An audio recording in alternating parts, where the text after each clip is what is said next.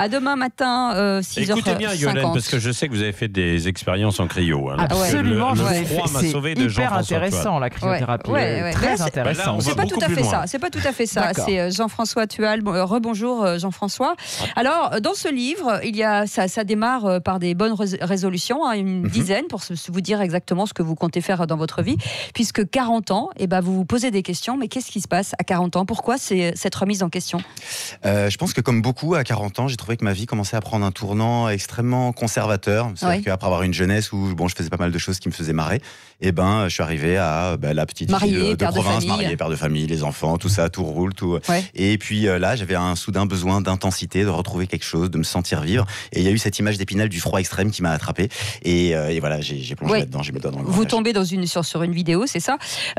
Pourquoi le froid vous a-t-il sauvé? Mais vous a sauvé de quoi en fait, à part ce que vous venez d'évoquer? Je dirais qu'il m'a sauvé de mon incapacité à gérer mon stress et à juste être heureux et profiter de la vie. Oui. Parce que j'avais jamais compris que stresser, c'est une compétence qui devrait s'apprendre comme la bicyclette ou la plomberie. Ouais. Et que c'est l'une Quand vous dites ça, ça veut dire qu'il y a un bon stress et un mauvais stress? Oui, complètement. Ouais. Et moi, j'ai toujours eu cette image d'un stress qui était la chose à fuir par excellence. Et en fait, j'ai découvert en allant dans le froid extrême que comprendre ce que c'était que le stress, quel était son rôle dans la physiologie humaine et comment on pouvait en faire un allié, ouvrait une porte hallucinante vers le bien-être, parce qu'en allant chercher des pics de stress extrêmement intenses mais ponctuels, on dispose d'un outil pour développer la capacité adaptative du corps et de l'esprit qui nous ouvre des latitudes incroyables. Alors, vous avez flashé sur une vidéo de Wim Hof, qui est un athlète hollandais. Soyons clairs, il est complètement fou, puisqu'il a quand même gravi l'Everest en short. Ah bon, voilà. Et vous expliquez-nous ce que c'est que la ice thérapie, parce que vous, du coup, vous êtes parti faire un espèce de stage d'initiation, j'imagine, loin de chez nous et dans un froid, soyons clairs, glacial. C'est quoi la ice thérapie exactement? Eh bien, l'ice thérapie, c'est l'extension au domaine mental de la méthode Wim Hof, qui est une méthode de médecine naturelle qui utilise le froid pour soigner le corps. Et vous y faites quoi exactement? Soyons clairs, donnons des exemples. Soyons clairs, par exemple, c'est-à-dire que je vous invite à venir vous immerger jusqu'aux carotides plusieurs minutes dans une piscine d'eau glacée avec moi. Et en l'espace de ces quelques minutes... Sans vêtements donc? Alors, j'irai pas jusque là. Mais sans combinaison, je veux dire. Oui, alors voilà, sans combinaison. Je prends l'invitation, je respire. J'essaie d'appliquer mes propres principes. C'est chaud là. Ouais, non, quand même, tout de suite. Moi, je suis habitué à des températures un peu plus basses, personnellement. Je suis pas vraiment sur mon terrain de prédilection là. Mais ce qui est très intéressant, c'est que moi, quand je me retourne sur les 2 dernières années, si je dois pas parler de ce que m'a apporté la ice thérapie, c'est que je trouve que en 2 ans, le froid extrême m'en a plus appris philosophiquement que toutes mes lectures sur les 40 dernières années, parce que... Mais qu'est-ce qu'on apprend, pardon, je vous coupe, qu'est-ce qu'on apprend sur le corps? On apprend à respirer, on apprend quoi? C'est lâcher prise? On apprend, c'est-à-dire qu'en se mettant dans une situation extrêmement anxiogène de vie et de mort, on apprend quels sont les mécanismes qui permettent de garder son sang-froid, de contrôler ses émotions et d'utiliser la respiration pour contrôler sa physiologie et apaiser son mental. Mais c'est quoi? C'est la tête qui prend le relais? C'est le corps qui prend le relais? C'est le corps qui prend le relais. C'est-à-dire qu'on apprend très humblement à ne pas chercher à contrôler intellectuellement la situation, parce que ce n'est d'aucun recours, mais à simplement accepter que nous sommes des êtres physiologiques qui sommes dictés par l'état de notre système nerveux central et qu'on dispose d'une passerelle pour aller influencer ce système nerveux, et cette passerelle, c'est la respiration. Et donc, en apprenant à gérer notre respiration, même si ça paraît complètement déconnecté et sans puissance par rapport aux affres auxquels on est confronté, on se rend compte qu'en l'espace de 30 secondes, on est capable de passer d'une situation de douleur, de tension et d'anxiété extrême à un état de confort où on peut se mettre à faire des blagues, rigoler et discuter tranquillement, immerger jusqu'au carotides dans la glace. Dans un froid à combien? À 0 degré. 0 degré? À 0 degré. Ça va, 0. Alors, une petite précision quand même avant de faire les kékés là, c'est que là, quand on part sur la cryo, on peut descendre à moins 190, moins 115, mais on n'a pas la conduction qui multiplie par 25 les échanges de transmission de température entre le milieu interne et le milieu externe. Et vous allez voir que le froid mouillé, ça mord et ça agresse. C'est très différent de la cryo. Est-ce qu'il est vrai, vous allez me dire si c'est vrai ou pas, que quand le corps est en état de choc du froid, les organes vitaux se regroupent pour justement lutter contre ça? C'est ça? Alors, à peu près, ce qui se passe, c'est que le corps est intelligent.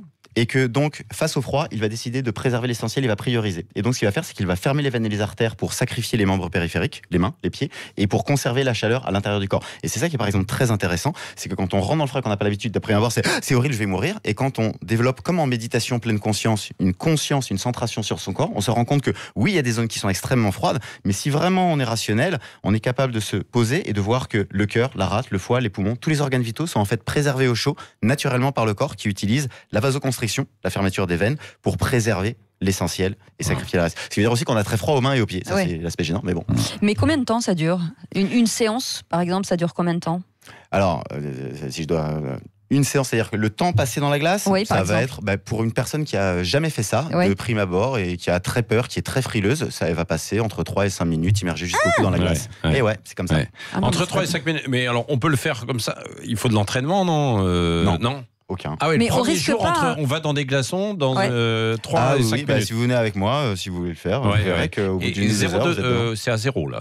C'est à zéro, c'est-à-dire que je prends une piscine de glace, je baigne dedans 200 kilos de glace paillettes, ça descend à zéro, et après, il n'y a plus qu'à se mettre dedans. Et maintenant que vous êtes agarré à l'exercice, parce que vous êtes coach maintenant, combien de temps vous restez, vous ? Alors au début, ça m'a beaucoup amusé de partir dans la perspective égotique, d'accélérer toujours et d'aller chercher toujours plus loin mes limites, et donc j'ai fait 5, 10, 15, 20, 25 minutes dans la glace. Et puis ma femme... Hibernatus. Un petit peu ça, ouais. Et j'étais très fier de ça, parce que c'était la repousse des limites, c'est ce côté testostérone qui attire beaucoup les gens de la gente masculine, d'ailleurs, vers cette méthode. Et puis au bout d'un moment, il a fallu... On appelle un kiki de piscine, Patrick. Oui, alors de ce point de vue-là, effectivement, c'est pas... Les selfies, il faut les faire au niveau du faciès, pas du reste, parce que c'est pas les moments... D'un autre côté, c'est très égalitaire, tout le monde est à égalité, voilà. De ce point de vue-là, on peut pas s'emballer trop loin non plus.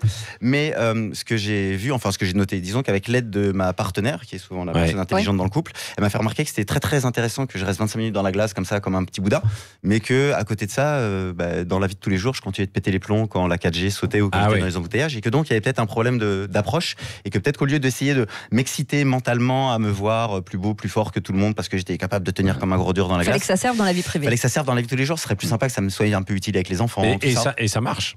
Et ça marche quand on commence à être réflexif sur la méthode. C'est pour ça que j'ai créé Ice Mind.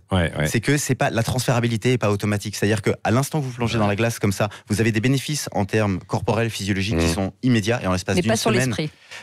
Et sur l'esprit, si, en termes d'énergie, de capacité à faire face à l'obstacle, je dirais de force brute quelque part, de ne pas se laisser déstabiliser. Où est-ce qu'on peut faire ça ? Il y a un peu partout en France. Moi, j'organise un petit peu partout en France, beaucoup à Paris. J'organise ça à l'Hôtel Cube. Vous savez qu'il y a un ice bar, un partenariat ensemble, et donc j'amène les gens dans cette chambre comme ça pendant 1 heure ou 2 heures en slip par moins 20 degrés. C'est l'occasion aussi de voir, d'appliquer les techniques de respiration et voir que n'y a pas de quoi avoir peur du froid. Et ça fait maigrir aussi, pareil. Et oui, ça c'est l'argument massue qui a convaincu ma femme quand je lui ai dit que ça faisait maigrir réellement. Là, depuis, elle est tous les matins dans le congélateur qu'on a dans le jardin. Vous êtes élégant comme mari. Sympa. J'avais essayé de la pitcher sur l'aspect philosophique du truc, mais ça venait pas. Merci en tout cas, Jean-François Tual, d'avoir été avec nous ce matin. Ça s'appelle Le Froid m'a sauvé aux éditions Larousse. Lisez-le parce que c'est sérieux. D'abord, c'est sérieux. Et puis, c'est une vraie expérience. Il faut tester au moins une fois dans sa vie. Merci d'avoir été avec nous. On va aller acheter un congélateur. C'est ça, Patrick. Vous prenez un verre d'eau, vous mettez des glaçons dedans et vous jetez dedans. Avec une petite bouée à canard, avec une tête de canard. Vous noyez dans le verre d'eau, comme d'habitude. Je vous achèterai une bouée avec un canard pour votre été. À demain, Patrick. Très bien, à demain. Merci d'avoir été avec nous. Allez, salut.